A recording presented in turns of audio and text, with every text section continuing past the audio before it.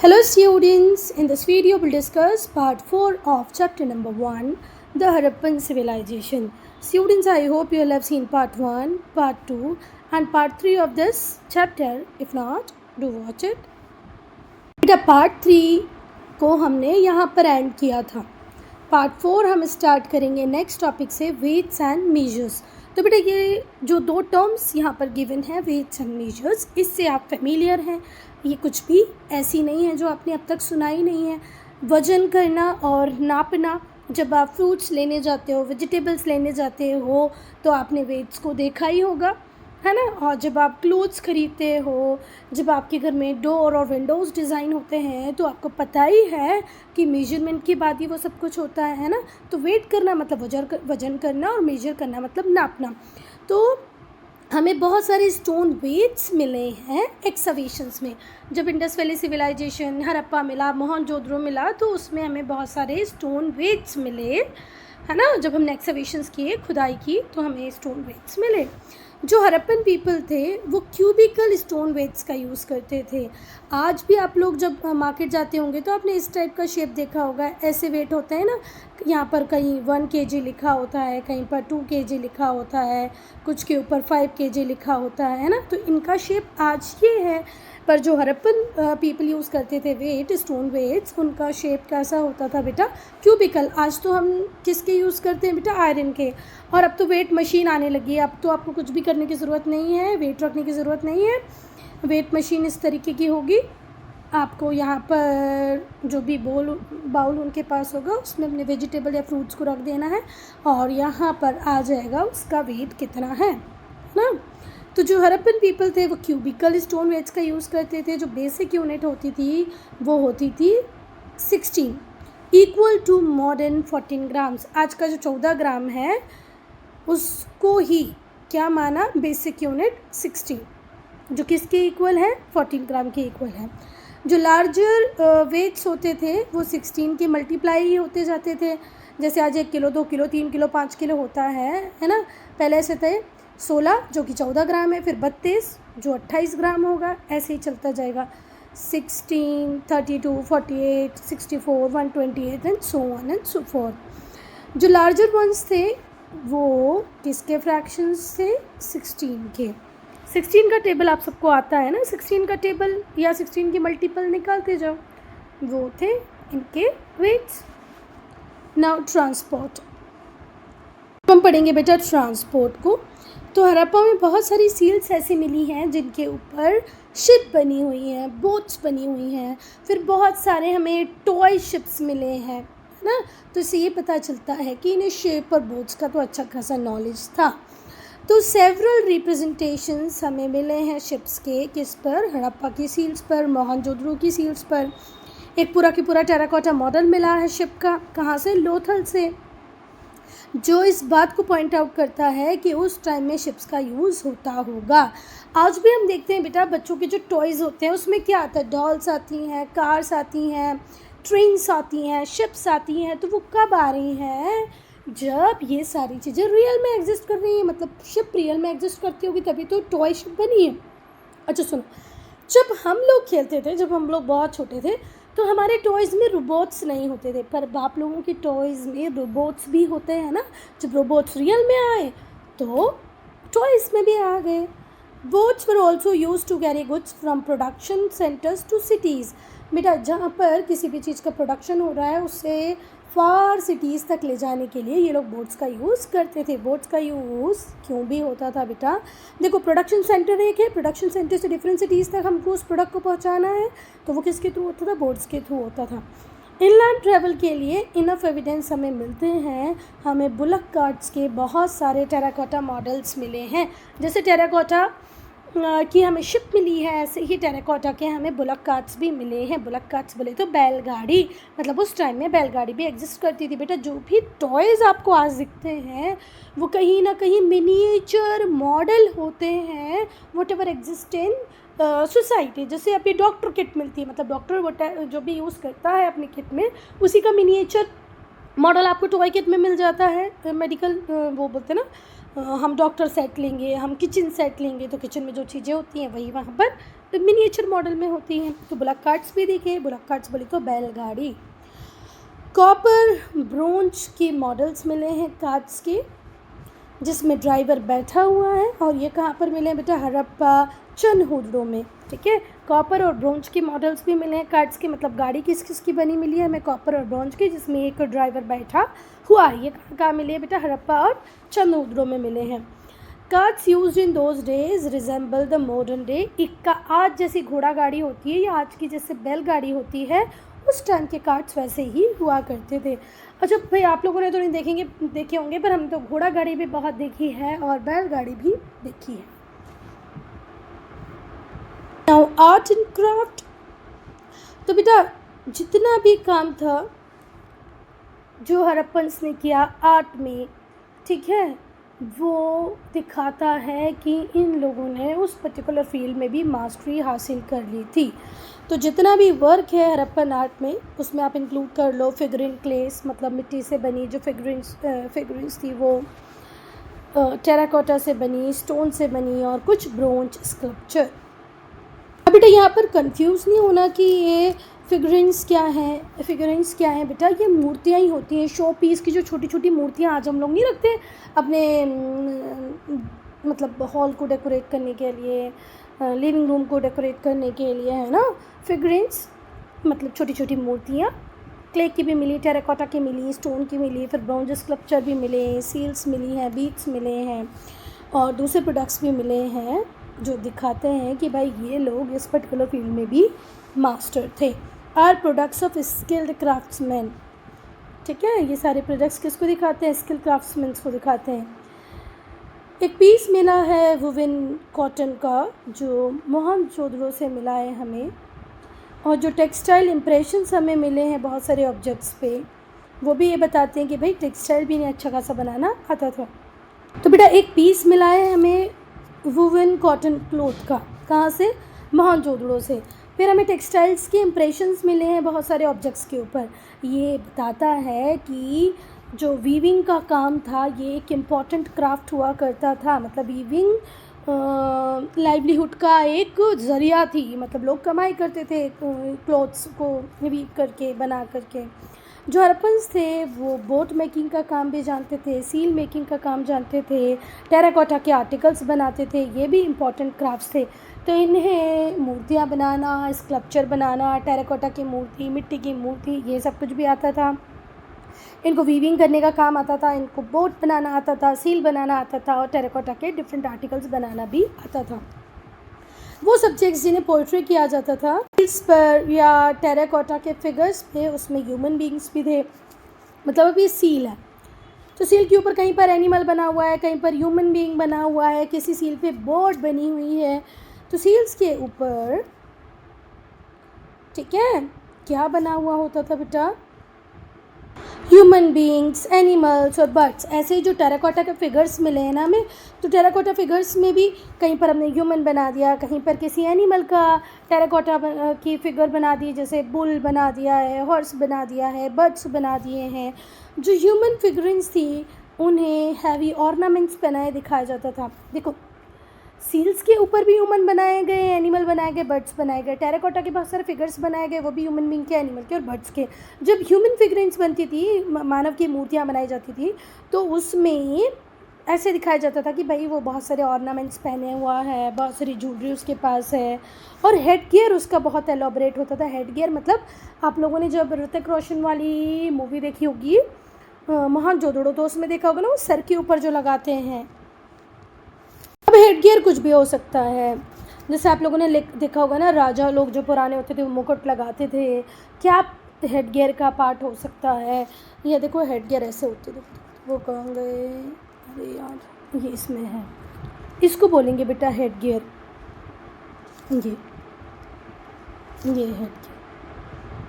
तो बेटा ये तो सारे लिविंग थिंग्स की बात हो गई कि भाई आपने लिविंग थिंग्स के ऊपर हेड गियर लगा दिया, ह्यूमन बीइंग को ज्वेलरी पहना दी, फिर ऑर्नामेंट्स पहना दिए, एनिमल्स के पिक्चर बना दिए, बर्ड्स की पिक्चर बना दी। तो क्या सिर्फ ये लिविंग बीइंग्स की ही फिगरेंस बनाते थे, स्कल्पचर बनाते थे? नहीं बेटा, ऐसा नहीं है।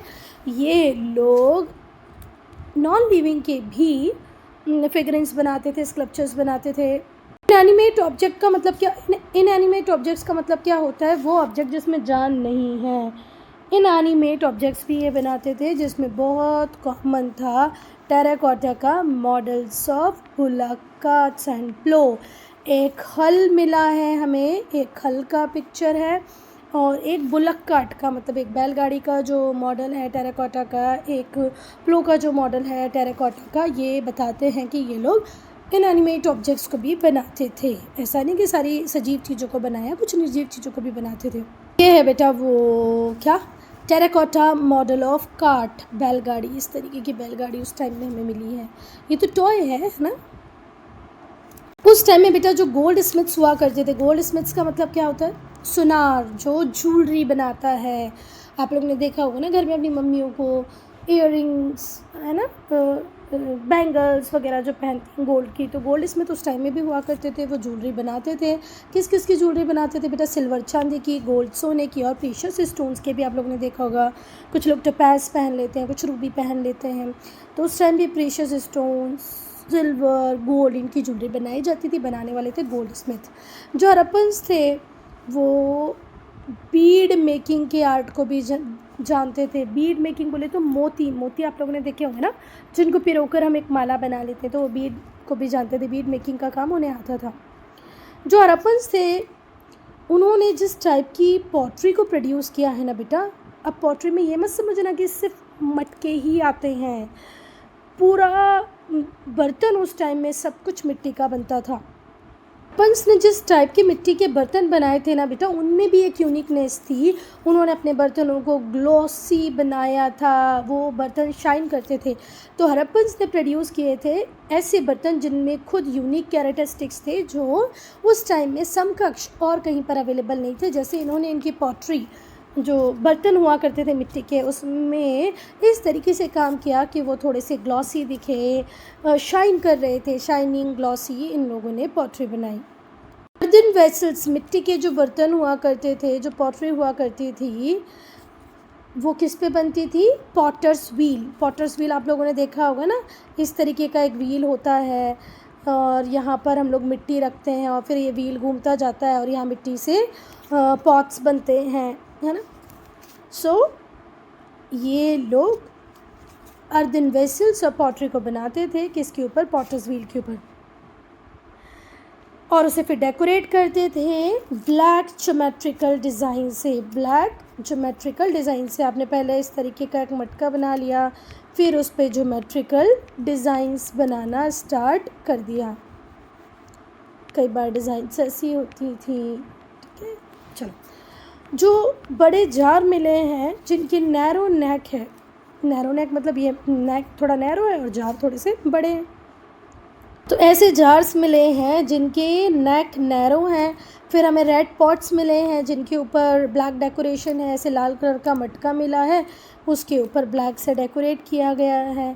तो ये इन सबको जब भी हम देखते हैं, रेड पॉट्स को हम देखें, एक ऐसे जार को हम देखें जिसका नैरो नेक है पर वो बहुत बड़ा है, तो ये हमें बताता है कि भाई उनके आर्टिस्टिक स्किल्स बहुत ज़्यादा थे, है ना। बहुत बढ़िया काम वो इस फील्ड में भी कर रहे थे। हम स्कल्पचर की बात करेंगे। स्कल्पचर का मतलब क्या होता है बेटा? मूर्तियाँ, है ना। तो ये लोग मूर्ति कला को भी अच्छे से जानते थे, मूर्तियाँ बनाना इन्हें बहुत अच्छे से आता था। जो हड़प्पन आर्टिस्ट थे वो स्किल्ड स्कल्पटर्स थे, अच्छे मूर्तिकार थे। इनका जो पोर्ट्रेल होता था ह्यूमन और एनिमल फिगर्स का, वो बिल्कुल रियलिस्टिक होता था नेचर में, ठीक है। तो बेटा जो हड़प्पन्स का पोर्ट्रेल था ह्यूमन का, एनिमल फिगर्स का, मतलब जिस तरीके से ये ह्यूमन को पोर्ट्रे करके स्कल्पचर बनाते थे, एनिमल्स को पोर्ट्रे करके ये पिक्चर बनाते। पोर्ट्रेल का मतलब क्या होता है? कॉपी करना, नकल करना। तो जैसे एक इंसान खड़ा हुआ है, भाई हम उसको देखकर मिट्टी का एक इंसान बना रहे हैं, तो ये क्या होगा? पोर्ट्रेल। तो ये जिस तरीके से पोर्ट्रे करते थे ना ह्यूमन फिगर को, एनिमल फिगर को, तो ऐसा लगता था इन्हें एनाटॉमिकल डिटेल्स बहुत अच्छे से पता है। एनाटॉमिकल डिटेल्स मतलब बोन्स, ह्यूमन स्ट्रक्चर, है ना, सब कुछ इन्हें ऐसा लगता था बहुत अच्छे से पता होगा, तभी तो इतना रियलिस्टिक फिगर बना पा रहे हैं। तो एनाटॉमिकल का मतलब क्या है, हमारी जो ह्यूमन बॉडी है, एनिमल बॉडी है, इससे रिलेटेड जो साइंस होता है ना उसे हम कहते हैं एनाटॉमिकल। कि भाई एक मेल की बॉडी होगी तो कैसी होगी, फीमेल की होगी तो कैसे होगी वो। तो स्कल्पचर की जब हम बात करते हैं तो हड़प्पन आर्टिस्ट बहुत स्किल्ड स्कल्प्टर्स थे, बहुत ही कुशल मूर्तिकार थे, अच्छी मूर्तियाँ ये बनाते थे। जिस तरीके से ये पोइट्री करते थे ह्यूमन और एनिमल फिगर्स को, ऐसा लगता था वाह वाह वाह वाह वाह, इन्हें तो एनाटॉमिकल डिटेल्स बहुत अच्छे से पता हैं। जो स्टेच्यू होते थे वो स्टोन से बनते थे, ब्रोंज से बनते थे और टेराकोटा से बनते थे। तो जो उस टाइम में स्टेच्यू हमें मिले, उस टाइम के स्टेच्यू जो हमें आज मिले हैं वो पत्थर से भी बनते थे, ब्रोंज से भी बनते थे और टेराकोटा से भी बनते थे। तो जो मूर्तियाँ बनाई गई थी वो पत्थर की भी थी, मिट्टी की भी थी और ब्रोंज बोले तो कांसे की भी थी।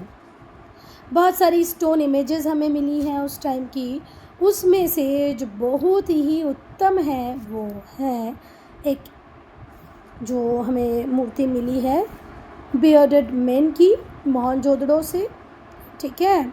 और ये जब हम सोर्स को पढ़ेंगे इस चैप्टर के तब मिल जाएगा। तो बस्ट ऑफ बियर्डेड मैन का मतलब क्या है, पहले तो ये समझो। दाढ़ी वाले आदमी की जो मूर्ति मिली है, कहाँ से मिली है, मोहनजोदड़ो से मिली है। उसको मैं अभी आपको सोर्सेस में दिखा देती हूँ। वो हड़प्पन मूर्ति कला का एक बहुत फाइन एग्जाम्पल है कि भाई कितनी गजब की मूर्तियाँ ये बनाते थे। ये हैं बियर्डेड मैन, ठीक है, दाढ़ी वाले इंसान, इन्हें प्रीस्ट किंग भी कहते हैं, ठीक है। तो आप इसको जब जब देखते हो तो आपको लगता है कितने बढ़िया तरीके से फ्लोरल प्रिंट्स को यहाँ पर दिखाया गया है। आप उनकी दाढ़ी देखो, ऐसा लग रहा है कि बिल्कुल स्केल से बनाई गई होगी। तो मैंने अभी आपको बियर्डेड मैन तो दिखा दिया, पर ये भी देखो कि ये जो मदर गॉडेस की इमेज है, इसमें भी कितना प्रॉपर डिटेलिंग के साथ उन लोगों ने बनाया हुआ है।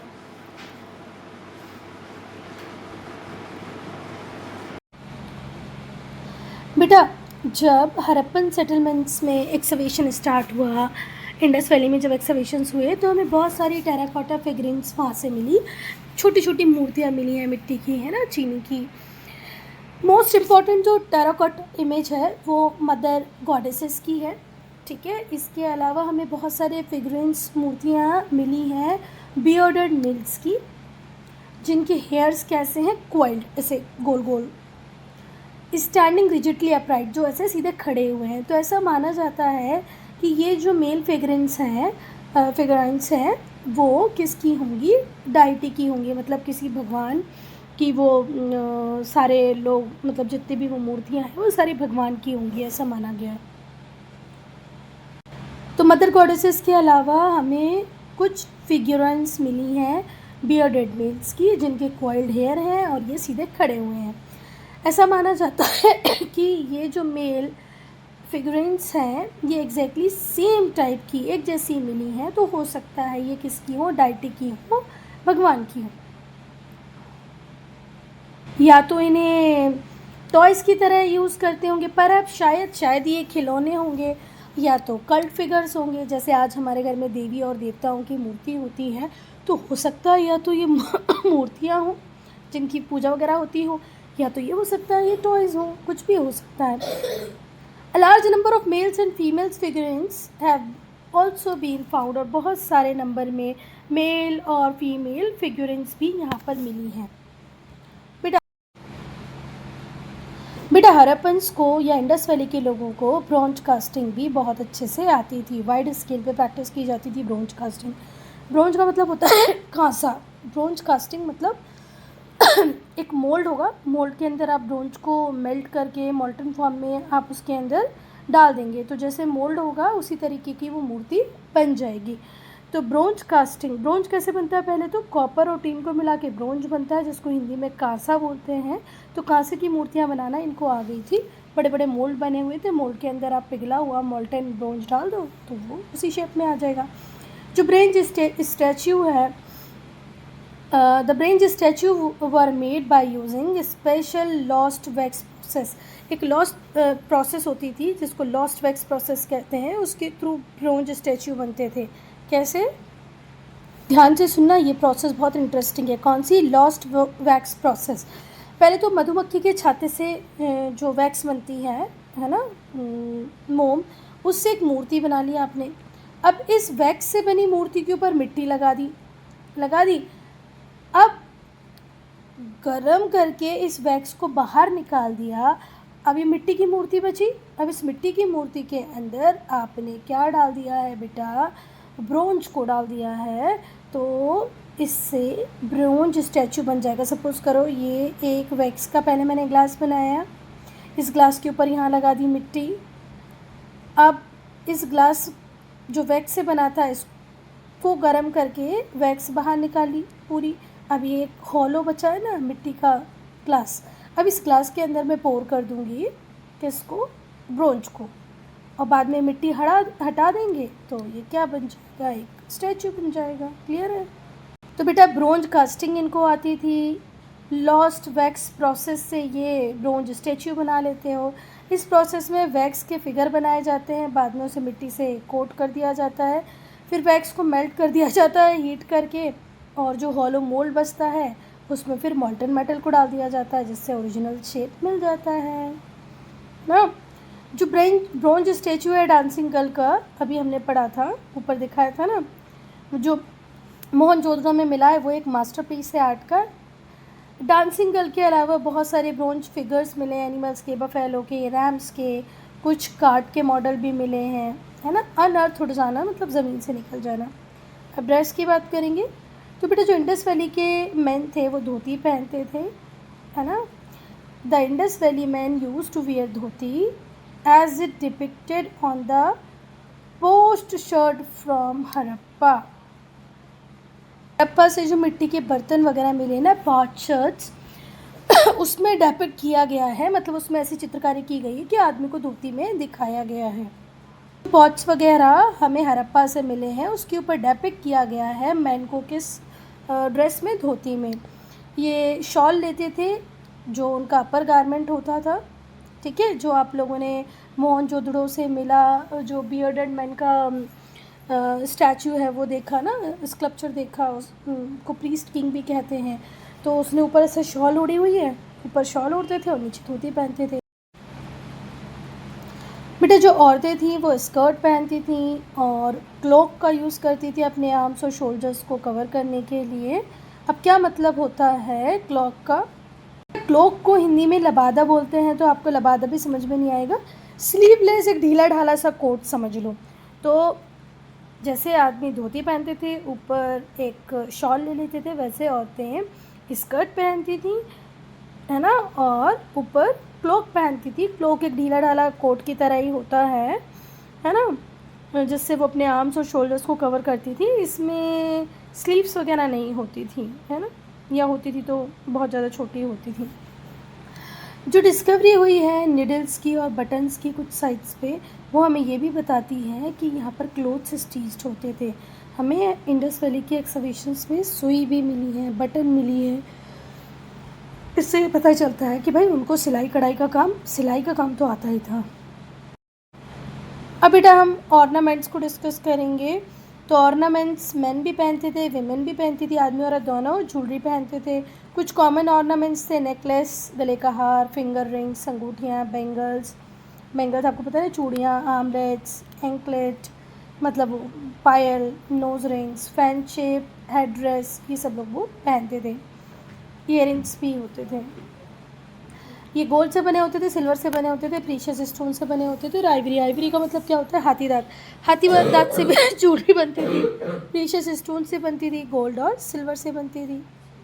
ये देखो, ये नेकलेस है, ये बैंगल्स है, और ये हो सकता है एंकलेट्स हो। अब हम पढ़ेंगे बेटा टॉयज़ और अम्यूज़मेंट्स को। मनोरंजन, खिलौने। तो बेटा गेम्स उस टाइम में भी होते थे। गेम्स के अलावा दूसरे टाइप के एंटरटेनमेंट भी होते थे। डाइस वाला गेम ये लोग खेलते थे पासे से, आप लोगों ने महाभारत में देखा होगा ना। वैसे हंटिंग करते थे, फिशिंग करते थे, फिशिंग एक्सपीडिशंस पे जाना, हंटिंग करना, डाइस वाला गेम खेलना। जो मेन म्यूज़िकल इंस्ट्रूमेंट उस टाइम के थे वो ड्रम और लायर थे। फिर हमने देखा है कि ऐसे टॉयज़ भी मिले हैं जो बर्ड्स के होते थे, एनिमल्स के होते थे। बहुत सारी फिगराइंस मिली हैं, कार्ड्स मिले हैं, विसल्स मिली हैं। अब हम देखेंगे डिक्लाइन ऑफ द सिविलाइजेशन कि भाई ये सिविलाइजेशन डिक्लाइन कैसे कर जाती है।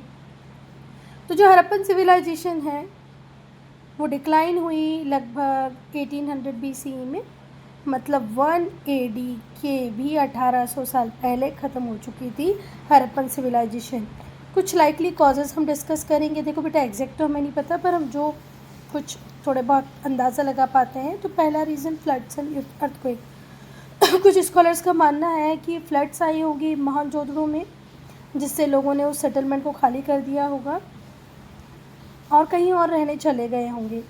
दे have inferred this from the fact, और ये अंदाज़ा हमने कहाँ से लगाया कि वहाँ बाढ़ आ गई थी, क्योंकि जो घर और जो स्ट्रीट थी मोहनजोदड़ो की वो सिल्ट और क्ले से ढकी हुई मिली हुई है। और सिल्ट और क्ले कहाँ से आता है? फ्लड वाटर से आता है। अगर कोई पूछे कि तुम्हें कैसे पता है कि फ्लड से ख़त्म हुई होगी, तो बेटा मोहनजोदड़ो की जो सिटीज़ हमें मिली हैं, हाउसेज, स्ट्रीट्स, उनके ऊपर क्ले मिला है, सिल्ट मिला है। और क्ले और सिल्ट कब आता है? फ्लड वाटर से आता है। तो फ्लड वाटर ने स्ट्रीट और हाउसेस को सबमर्ज कर लिया होगा, ऐसा हम समझ सकते हैं। स्ट्रीट और हाउसेस को सबमर्ज कर लिया होगा। जो लोग थे मोहनजोदड़ो के, उन्होंने फिर से घर और स्ट्रीट्स बनाए होंगे उसी डेबरी पे, जो डेबरी फ्लड छोड़ के गई होगी। प्रीवियस बिल्डिंग मतलब एक बार तो सब तहस नहस हो गया, वो जो मलबा था हमने उसी के ऊपर दोबारा बना दिया। जब फ्लड वापस चली गई, रिसीडेड मतलब फ्लड का पानी वापस चले जाना। But a time came when the impoverished Harappans and Mohenjodaro could not take it. पर एक टाइम के बाद ऐसा हुआ होगा कि बेचारे परेशान हड़प्पन्स और मोहनजोदड़ो हाथ जोड़ गए होंगे कि भाई अब हम इससे ज़्यादा बाढ़ को बर्दाश्त नहीं करते। घर बनाओ, बाढ़ ने मिटा दिया, फिर घर बनाओ, फिर बाढ़ ने मिटा दिया। इससे बेटर है कि हम इस सेटलमेंट को अबेंडन कर देते हैं और कहीं और जाकर रहने लगते हैं। जो वर्ड इम्पावरिज्ड होता है, इसका मतलब होता है गरीब बन जाना, है ना, दरिद्रता की तरफ चले जाना। तो भाई एक बार बाढ़ ने हमारे घर को तबाह किया, दोबारा बना लिया, तिबारा बना लिया, अब इससे ज़्यादा हमारी हिम्मत नहीं, हम सोचेंगे चलो अब इस जगह को छोड़ो, कहीं और चलते हैं। फिर एक फेमस हाइड्रोलॉजिस्ट हैं R.L. Raikes. According to the famous hydrologist R.L. Raikes, such flooding could not be the result of normal flooding in the river Indus. ये जो फ्लडिंग की बात हम कर रहे हैं, ये नॉर्मल फ्लड नहीं था इंडस का, उनका मानना ये है। मतलब ये जो बाढ़ जिसकी वजह से मोहनजोदड़ो, इंडस वैली के लोग इधर से उधर चले गए, ये सिर्फ फ्लड इसका कारण नहीं हो सकती, क्योंकि नॉर्मल फ्लड से सेटलमेंट इस तरीके से ख़त्म हो जाए, इनके चांसेस कम लगते हैं। ऐसा कौन कह रहे हैं? R.L. Raikes. Earthquake might have raise the level of flood plains. ऐसा हुआ होगा कि अर्थक्वेक ने फ्लड प्लेन्स के लेवल को बढ़ा दिया होगा। इंडस रिवर के जो फ्लड प्लेन्स थे उनके लेवल को बढ़ाने का काम किसने किया? अर्थक्वेक ने, और इस वजह से ज़्यादा नुकसान हुआ होगा। तो ये जो अपलिफ्ट था प्लेन का, this uplift of the plain of Indus block the passage of river, उसने रिवर के पैसेज को रोक दिया होगा, है ना। अब वो सी में जा नहीं पा रही होगी। And the rising water levels to the river led to inundation and hinterland to Mohenjodaro. मेरी बात सुनो, नहीं समझ में आ रहा है कुछ? देखो ये बोलना चाह रहे हैं कि भाई अर्थक्वेक की वजह से ये वाला पार्ट ऊपर की तरफ हो गया। अब रिवर जो सी की तरफ जाती थी वो जा ही नहीं पा रही है, तो रिवर का पानी यहीं पर इकट्ठा हो जा रहा है। अब यहीं पे इकट्ठा हो जा रहा है तो लोग अब सर्वाइव भी नहीं कर पाएंगे यहाँ पर रहने वाले, क्योंकि पानी आगे जा ही नहीं रहा है। फिर से एक बार मैं रीड कर रही हूँ, ध्यान से सुनना, हो सकता है समझ में आ जाए। एक फेमस हाइड्रोलॉजिस्ट हैं R.L. रैकर्स। उनका मानना है कि ये जो फ्लडिंग थी ये नॉर्मल फ्लडिंग नहीं हो सकती रिवर इंडस की, क्योंकि नॉर्मल फ्लडिंग से इतना नुकसान नहीं होगा। एक बार अर्थक्वेक आया होगा जिसने जो लेवल था फ्लड प्लेन्स का उसको रेस कर दिया होगा, ऊंचा उठा दिया होगा। किस रिवर का? इंडस रिवर का जो फ्लड प्लेन था उसको ऊपर उठा दिया। ये जो अपलिफ्टेड प्लेन था इसने इंडस के रास्ते को ब्लॉक कर लिया। अब पानी सी में मिल ही नहीं पा रहा है। अब सी में नहीं मिल पा रहा है तो वाटर लेवल उस रिवर बेड में ही, रिवर के आसपास ही बढ़ता जाएगा, है ना। और यही कारण बनेगा इनंडेशन का। अब तो समझ में आ गया होगा ना बेटा।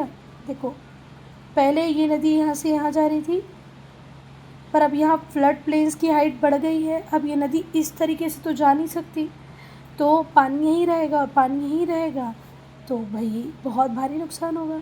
और इसी कारण मोहनजोदड़ो के जो हिंटरलैंड्स थे वो ख़त्म हो गए होंगे। नेक्स्ट है इंक्रीज्ड एरिडिटी। अब कुछ रिनाउंड हिस्टोरियंस जैसे डीपी अग्रवाल और सूद, इनका मानना है कि हड़प्पन सिविलाइजेशन डिक्लाइन हुई क्योंकि एरिडिटी बढ़ गई थी सॉइल में उस पर्टिकुलर एरिया में। रिवर घाघर सूख गई। बेटा Sutlej Yamuna use to be tributaries of river Ghaggar, Ghaggar river सूख गई और ये जो बड़ी रिवर सतलज और यमुना है ये किसकी ट्रिब्यूटरी होती थी? रिवर घाघर की ट्रिब्यूटरी होती थी। और इसके सूख जाने से बड़ी प्रॉब्लम हो गई है ना। और ये क्यों सूखी होगी? कुछ टेक्टोनिक डिस्टर्बेंसेस की वजह से। ठीक हुई बात। तो इंक्रीज एरिडिटी में डीपी अग्रवाल और सूद जी कह रहे हैं कि जो हड़प्पन सिविलाइजेशन है वो डिक्लाइन हुई क्योंकि यहाँ एरिडिटी बढ़ गई और रिवर घग्गर सूख गई। सतलज और यमुना किसकी ट्रिब्यूटरी हुआ करती थी? रिवर घाघर की और घग्गर की। और कुछ टेक्टोनिक डिस्टर्बेंसेस की वजह से ऐसा हुआ होगा। तो जो सतलज स्ट्रीम थी, the Sutlej stream was captured by river Indus. अब सतलज रिवर किसका पार्ट बन गई? इंडस रिवर का। और यमुना ईस्ट की तरफ शिफ्ट करके गंगा को ज्वाइन कर लेती है। बेटा ऐसा माना जाता है कि घाघर घग्गर की ट्रिब्यूटरीज होती थी सतलज और यमुना, पर टेक्टोनिक डिस्टर्बेंसेस की वजह से सतलज रिवर इंडस के क्लोज हो गई, इंडस में जाके मिलने लगी और यमुना शिफ्ट कर गई ईस्ट में और उसने गंगा को ज्वाइन कर लिया। ये जो चेंज था इसकी वजह से जो घाघर थी वो वाटरलेस हो गई, उसमें पानी नहीं आया। इनकी जो ट्रिब्यूटरी थी उन्होंने अलग अलग रास्ते पकड़ लिए। सतलज को मिल गई इंडस रिवर और यमुना को मिल गई गंगा। तो ये जो चेंज था उससे घाघर वाटरलेस हो गई, इकोलॉजिकल डिस्टर्बेंसेस आए, एरिडिटी बढ़ गई, है ना। क्यों? क्योंकि ड्रेनेज पैटर्न शिफ्ट हो गया था। इसी वजह से डिक्लाइन हुआ हड़प्पन सिविलाइजेशन का। तो कोई कह रहा है कि बाढ़ की वजह से हुआ, कोई कह रहा है अर्थक्वेक की वजह से हुआ और अभी तीसरा किसकी वजह से? एरिडिटी के बढ़ने की वजह से। डिफॉरेस्टेशन। जो इंडस वैली सिविलाइजेशन थी उसे ब्रोंज एज कल्चर भी कहते हैं, जहाँ पर एनॉर्मस क्वांटिटीज़ में लकड़ी की ज़रूरत थी ब्रोंज को प्रोड्यूस करने के लिए। ब्रोंज को जब प्रोड्यूस करना है, ब्रोंज एक एलॉय है जो टीन और कॉपर से मिलके बना है, तो ब्रोंज बनाने के लिए बहुत सारी लकड़ियाँ चाहिए। अब लकड़ी कहाँ से लाओगे? पेड़ों को काटोगे। Wood also needed to produce jewellery, jewellery बनाना है तो भी आपको वुड की ज़रूरत है, क्योंकि सोने का कानका तभी बन पाएगा जब सोने को पिघलाया जाए। सोने को पिघलाने के लिए आपको आग जलानी पड़ेगी और आग जलाने के लिए आपको पेड़ काटने पड़ेंगे, है ना। लकड़ी से ही जलेगी आग। ईंटों को बेक करना हो, पकाना हो तो भी लकड़ी जलानी है। पॉटरी, मटके और दूसरे बर्तन बनाने हो तो भी भाई आग की ज़रूरत है। Stoneware and to make boards and furniture, furniture बनाना हो, बोर्ड बनाना हो, बेक ब्रिक बनाना हो, सबके लिए लकड़ी की ज़रूरत है। बोट लकड़ी से बनेगी, फर्नीचर लकड़ी से बनेगा, है ना। तो इन सब के लिए लकड़ी चाहिए। फिर मटके को पकाना है, ईंट को पकाना है, ज्वेलरी तो भी वो चाहिए, क्या चाहिए? लकड़ी। ज्वेलरी बनाना है तो मेटल को पिघलाना है तो लकड़ी चाहिए, है ना। ब्रोंज बनाना है तो लकड़ी चाहिए। तो इतनी ज़्यादा जो वुड की रिक्वायरमेंट थी वो कैसे पूरी की हमने? डिफॉरेस्टेशन करके। अब डिफॉरेस्टेशन हो गया, बचा ही नहीं कुछ। This could have led to deforestation leading to climate change, और डिफॉरेस्टेशन की वजह से क्लाइमेट चेंज हुआ इस पर्टिकुलर रीजन में और ये जगह रहने लायक नहीं रही। अटैक। कुछ हिस्टोरियंस जैसे मॉर्टाइमर व्हीलर, इनका बिलीव है कि आर्यंस ने डिस्ट्रॉय किया इंडस सेटलमेंट को। आर्यन स्टेप्स वाले रीजन से इंडिया में आए और इंडस के सेटलमेंट को डिस्ट्रॉय कर दिया। मॉर्टाइमर व्हीलर की वजह से जो लास्ट फेज था मोहनजोदड़ो का, वहाँ आदमी, औरत और बच्चों को मैसेकर किया गया गलियों में, घरों में। और इसके एविडेंस के रूप में वो बोलते हैं कि एक घर ऐसा मिला जहाँ स्केलेटन मिले हैं 13 मेल्स और फीमेल्स के, और वहाँ बच्चा भी था उस रूम में। तो इस वजह से इनको लगता है कि ऐसे मैसेकर हुए होंगे जगह जगह पर और इंडस वैली सिविलाइजेशन खत्म हो गई होगी। एक रीज़न हमने पढ़ा फ्लड, दूसरा पढ़ा अर्थक्वेक, तीसरा पढ़ा डिफॉरेस्टेशन, चौथा पढ़ा अटैक, और एक और छूट गया मुझसे, वो क्या था? Increased aridity. अब हेरिटेज की बात करेंगे बेटा। तो the decline of physical aspect of Harappan civilisation did not led to the total disappearance of all trades of this civilisation. बेटा फिजिकल एस्पेक्ट्स का डिक्लाइन होना, है ना, पूरी हड़प्पन सिविलाइजेशन को डिसअपियर नहीं करता है। ठीक है, कुछ ट्रेड्स आज भी ज़िंदा है। बहुत सारे इसके जो फीचर थे वो बाद में कल्चरल डेवलपमेंट में काम आए। बाद के कल्चरल डेवलपमेंट में हमने उन फीचर्स को देखा जो हड़प्पन्स थे, उन्होंने किस तरीके से पोट्री को बेक करना सीखा, फिर हमें सिखाया, ब्रिक्स बनाई, बीड्स बनाए, ज्वेलरी बनाई, टेक्सटाइल बनाया, और बाद की सिविलाइजेशन ने इन सब के ऊपर काम किया। इनसे सीख कर बोलो या इनकी चीज़ों को देख कर बोलो, पर पहले सीखा, देखा और उस वैसे ही फिर बनाया। एक और रिमार्केबल अचीवमेंट है हड़प्पन पीपल का कि ये लोग कॉटन को कल्टीवेट करते थे, ठीक है, which was adopted by Egyptian after several countries. बहुत सारी कंट्रीज़ ने इसको अडॉप्ट किया, किसको, कॉटन कल्टीवेशन। रिलीजियस स्पेयर की बात करें तो जो वर्शिप थी पशुपति शिव की, फीमेल डाइटी मदर गॉडेस की, फिर कुछ ये सेक्रेट पूजनीय ट्रीज़ को भी पूजते थे, एनिमल्स को पूजते थे, सरपेंट्स मतलब नाग, सांपों को पूजते थे। बहुत सारे इनके रिलीजियस सिंबल्स भी थे हड़प्पन पीरियड में, और वो आज तक चला आ रहा। आज भी हमारे पशुपति शिव हैं, मदर गॉडेस है, हम पेड़ों की पूजा करते हैं, हमारे कुछ रिलीजियस सिंबल हैं। तो बेटा ये चैप्टर होता है यहीं पे ख़त्म। अगर कोई डाउट है, कोई प्रॉब्लम है तो कमेंट सेक्शन में लिखना।